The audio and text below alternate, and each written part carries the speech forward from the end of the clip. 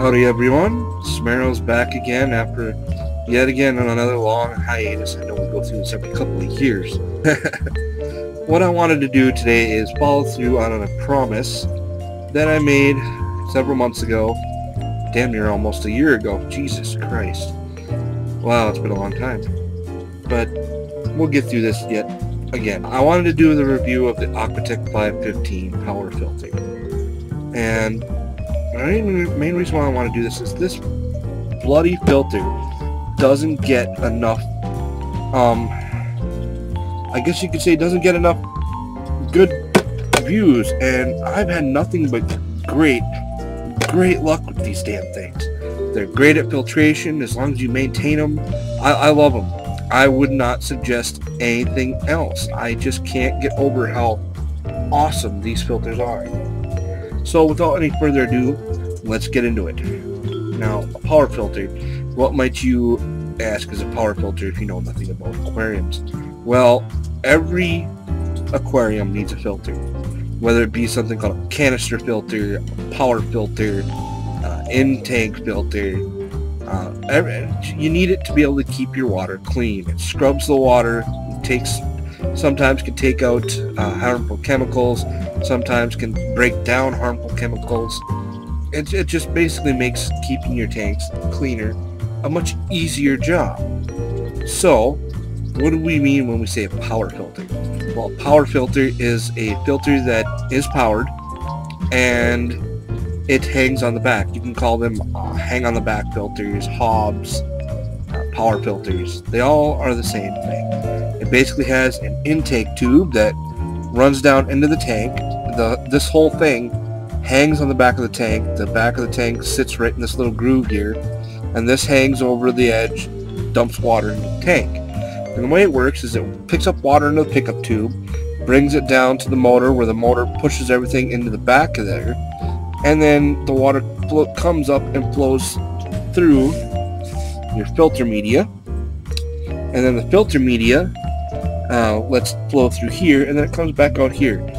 Now, the first stage of filtration with these, and they consider them a 3-stage filtration, which power filters never used to have, by the way, but they consider this 3-stage filtration, and first stage is your filter cartridge. It actually does 2 stages at once. It gives you your blue polyfiber pad, which screens out dirt, debris, that kind of stuff, and anything that the water that comes through there goes to the second stage, which is activating carbon, which dissolves waste, removes the harmful chemicals and medications and stuff. Most people generally use it to remove medications once they've medicated a tank with sick fish. But yeah, and then the next stage is the advanced biological filtration. And what this does is gives your beneficial biological bed, or your beneficial bacteria, a place to hang out and collect. What they do is take out ammonia and turn it into nitrite. It takes the nitrate and turns it into nitrite and turns it into nitrate. This is all called nitrogen cycle. And ammonia and nitrite are harmful. Nitrate is harmful, but it's a lot less toxic. And the way you take care of that is do partial water changes. This thing, they say, never needs replacing, and so far I haven't had to replace any of this at all. It's been just wonderful. If you do ever need to replace it, just find another one. If you can online, sometimes Amazon carries them. The only time you should ever have to replace it is if it starts falling apart.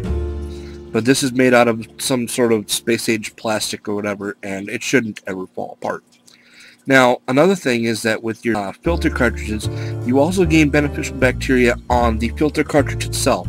Now, this is one thing that manufacturers of these things use to try to, make you spend more money buying more filter cartridges.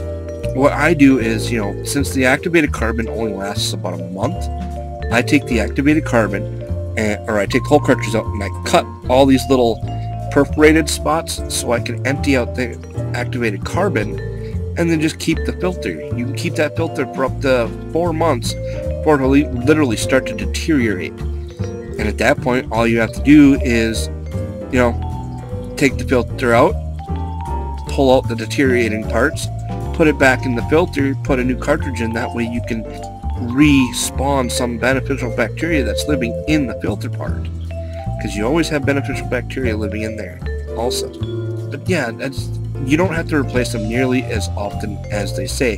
The only reason why they say that is because when the carbon gets oversaturated, it'll start dumping bad toxic stuff back into your tank. That's why they say you should remove that or change it once a month. But you really don't have to if you take certain special precautions. Otherwise, there are other stuff that you can buy. You know, you can build your own filter cartridges, and some of them actually don't even take a special filter cartridge. When you get up to the bigger size of the Aqua-Techs, they all take the same filter cartridge, which saves on time and money. Now, if you do want to change your filter cartridges, they do have something called the Easy Change filter cartridge. It's included with every Aqua-Tech power filter. It's the Easy Change #1 filter cartridge. They're relatively cheap. I think they're $2 to $3.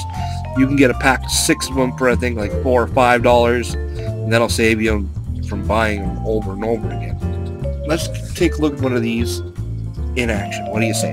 The Aqua-Tech 515 power filter.